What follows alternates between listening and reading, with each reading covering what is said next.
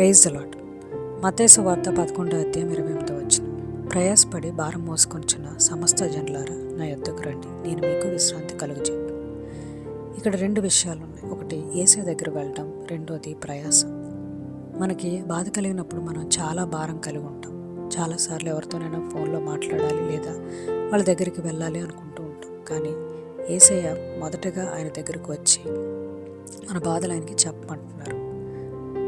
ఎవరైనా పరుగు పందాలు పెట్టేటప్పుడు ఎక్కువ బరువు లేకుండా లేదా బరువైన దుస్తులు ధరించకుండా లేదా ఏమైనా సామాను కూడా పట్టుకోకుండా పరుగు పెడతారు. ఎందుకంటే వాటితో ఎక్కువ దూరం పరుగు తీసి గెలవలేరు. అలానే మనం యేసయ్య నిర్ణయించిన గమ్యానికి వెళ్ళాలి అంటే మన భారం అంతా ఆయనకి ఇవ్వాలి. ప్రయాసతో ఉన్నప్పుడు ఏం చేయాలో తోచదు. బైబిల్ గ్రంథంలో గిద్యోను ఒక సైనిక అధికారి ఉన్నారు. ఆయన మిద్యానీయుల మీద పోరాటం చేయాలి. ఏం చేయాలో తోచని స్థితిలో ఉన్నప్పుడు దేవుడు ఇజ్రాయేలుని గెలిపిస్తానని అభయమిచ్చారు.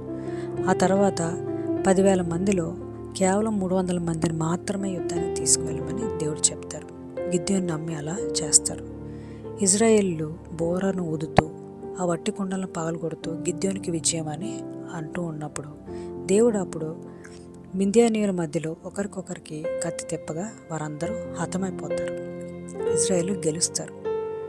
ఎప్పుడైనా మనం ఏం చేయాలి అని అనుకున్నప్పుడు మన యేసయ్య దగ్గరికి వెళ్ళినప్పుడు ఆయన మనల్ని ఊహించే రీతిలో హెచ్చిస్తారు.